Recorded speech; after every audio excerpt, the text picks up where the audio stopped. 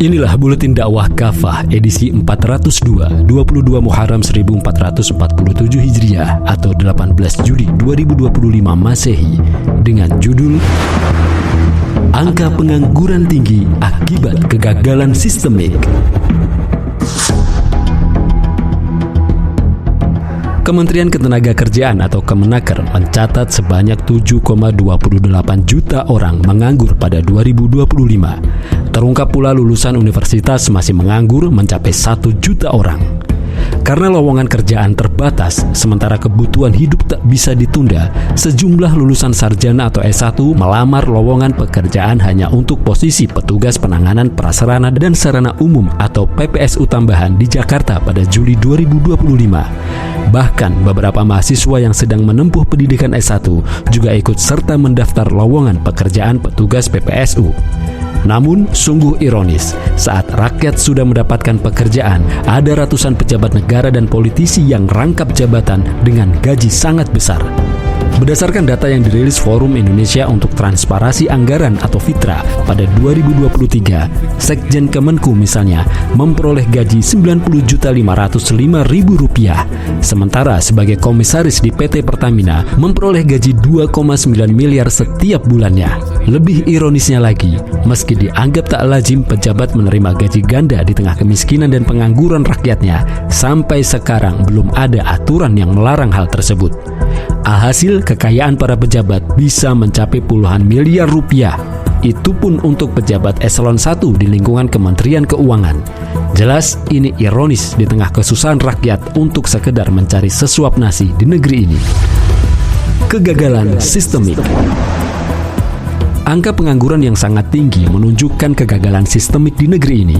Tegasnya, hal paling utama yang menyebabkan tingkat pengangguran sangat tinggi adalah kesalahan penerapan sistem ekonomi di negeri ini, yakni sistem ekonomi kapitalisme.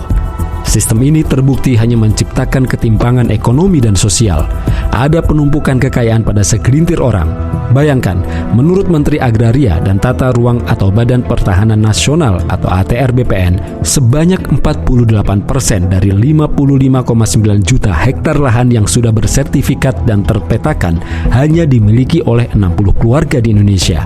Jika dipetakan, 48% dari 55,9 juta hektar atau seluas 26.832.000 hektar lahan itu atas nama perseroan terbatas.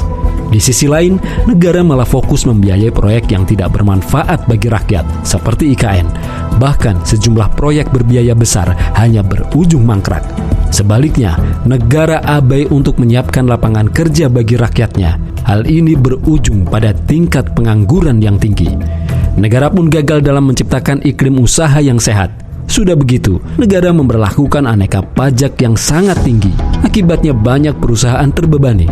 Belum lagi biaya produksi yang tinggi karena mahalnya harga bahan-bahan baku. Salah satunya karena dibebani pajak oleh negara. Pada akhirnya, harga produk-produk perusahaan dalam negeri kalah bersaing dengan barang-barang impor yang cenderung sangat murah, khususnya barang-barang dari Cina. Inilah yang mengakibatkan banyak perusahaan dalam negeri akhirnya bangkrut. Jadi masuk akal jika kemudian terjadi PHK massal. Apalagi sistem kapitalisme sering menciptakan krisis ekonomi yang bersifat siklik atau terjadi secara berkala dan ketimpangan struktural. Saat krisis ekonomi terjadi, banyak perusahaan mengurangi jam operasi atau bahkan bangkrut yang berujung pada PHK massal. Sistem ekonomi kapitalisme yang diterapkan di negeri ini juga sering menciptakan ketimpangan dalam pendidikan, pelatihan, dan kesempatan kerja. Orang miskin sering sulit mengakses pekerjaan layak karena kurang modal dan keterampilan. Di sisi lain, pasar kerja dalam kapitalisme cenderung sangat fleksibel. Para pekerja mudah dipecat kapan saja. Kondisi ini akan menciptakan ketidakstabilan pekerjaan dan sering menambah jumlah pengangguran. Sistem Islam sebagai solusi. Sistem pemerintahan Islam atau khilafah Islam adalah sistem ideal untuk mengatur masyarakat berdasarkan hukum-hukum syariah Islam. Dalam konteks ekonomi, khilafah Islam memiliki pendekatan khas untuk mengatasi pengangguran yang berbeda dari sistem kapitalis atau sosialis. Dalam pandangan Islam, bekerja bagi seorang laki-laki atau suami atau ayah adalah sebuah kewajiban. Demikian sebagaimana firman-Nya dalam Quran Surat Al-Baqarah ayat 233 yang artinya, kewajiban ayah untuk menanggung nafkah dan pakaian mereka secara layak. Karena itu, negara dalam sistem Islam wajib menyediakan lapangan kerja dan memberikan jaminan hidup bagi rakyatnya. Mengabaikan kewajiban berarti mengabaikan perintah Allah SWT yang terkategori perbuatan dosa. Khalifah wajib menerapkan hukum Islam secara adil dalam semua aspek kehidupan, termasuk dalam hukum pidana, ekonomi, sosial, dan pemerintahan. Hal ini sejalan dengan firman Allah SWT dalam Quran Surat Al-Ma'idah ayat 49 yang artinya, "Hendaklah kamu memutuskan perkara di antara mereka berdasarkan wahyu yang telah Allah turunkan, dan janganlah kamu mengikuti hawa nafsu mereka. Berhati-hatilah kamu terhadap mereka, supaya mereka tidak memalingkan kamu dari sebagian wahyu yang telah Allah turunkan kepada kamu." Dalam sistem pemerintahan Islam, khalifah wajib menjamin kebutuhan dasar rakyat seperti pangan, sandang, papan, kesehatan, dan pendidikan tercukupi. Khalifah pun akan terus mendorong para pengusaha untuk membuka usaha yang mampu memberikan pekerjaan kepada rakyat. Khalifah juga akan melarang penumpukan kekayaan pada segelintir orang yang saat ini sering disebut dengan istilah oligarki. Hal ini didasarkan pada larangan Allah SWT dalam firman-Nya Quran Surat Al-Hasyr ayat 7 yang artinya, supaya harta itu jangan beredar di antara orang-orang kaya saja di antara kalian. Khilafah akan menerapkan sistem ekonomi Islam yang mampu menciptakan keadilan dalam distribusi kekayaan. Caranya dengan melarang sistem riba dan eksploitasi ekonomi. Cara lainnya adalah dengan mengatur kepemilikan, baik individu, negara, dan umum, agar kekayaan tidak menumpuk pada segelintir orang. Khilafah misalnya akan melarang keras penguasaan lahan-lahan tambang seperti minyak, gas, mineral, batu bara, emas, perak, nikel, dan lain-lain yang menguasai hajat hidup orang banyak oleh individu atau swasta, apalagi pihak asing. Sebabnya, sumber daya alam strategis itu adalah milik umum, haram diprivatisasi. Ini sejalan dengan kebijakan Rasulullah SAW yang pernah melarang sahabat Abiyad bin Hamal radhiyallahu an untuk menguasai tambang garam yang depositnya melimpah yang ada di daerah Ma'rib. Negara pun akan melarang praktik-praktik ekonomi yang merugikan rakyat seperti monopoli, penimbunan barang, kartel, dan riba. Dengan cara ini, peluang usaha tersebar lebih luas dan adil bagi seluruh rakyat. Dengan berbagai potensi yang dimiliki, sistem Islam akan mampu menjadikan negara sebagai negara industri. Dengan itu, berbagai lapangan kerja akan terbuka bagi seluruh rakyatnya. Khilafah akan mengelola kekayaan alam dan aset negara untuk kesejahteraan rakyat, bukan untuk kepentingan korporasi atau individu, apalagi pihak asing. Hasilnya digunakan untuk pembiayaan kebutuhan dasar rakyat seperti pendidikan, kesehatan, dan infrastruktur. Dalam sistem Islam, negara wajib menyediakan lapangan kerja bagi setiap laki-laki yang mampu bekerja. Negara juga mendorong rakyat untuk bekerja melalui pengolahan lahan mati, pengembangan industri dan jasa. Jika seseorang tidak mendapatkan pekerjaan, negara wajib memberikan bantuan hingga ia mendapatkan pekerjaan.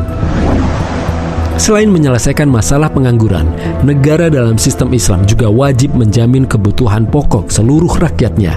Negara pun wajib menjamin pelayanan umum seperti pendidikan, kesehatan, keamanan, dan transportasi. Melalui Baitul Mal, negara mengelola pemasukan zakat, jizyah, kharaj, fa'i, ghanimah, dan pendapatan dari kepemilikan umum. Negara akan memberikan bantuan langsung kepada fakir miskin jika tidak mampu memenuhi kebutuhannya sendiri atau dari keluarga. Negara pun akan meniadakan pajak. Khalifah dalam sistem pemerintahan Islam bukan sekedar penguasa. Ia adalah pelayan umat yang wajib menjamin kesejahteraan mereka. Sebagai pemimpin, khalifah akan dipintai pertanggungjawabannya di akhirat, dan hal ini sejalan dengan sabda Rasulullah SAW.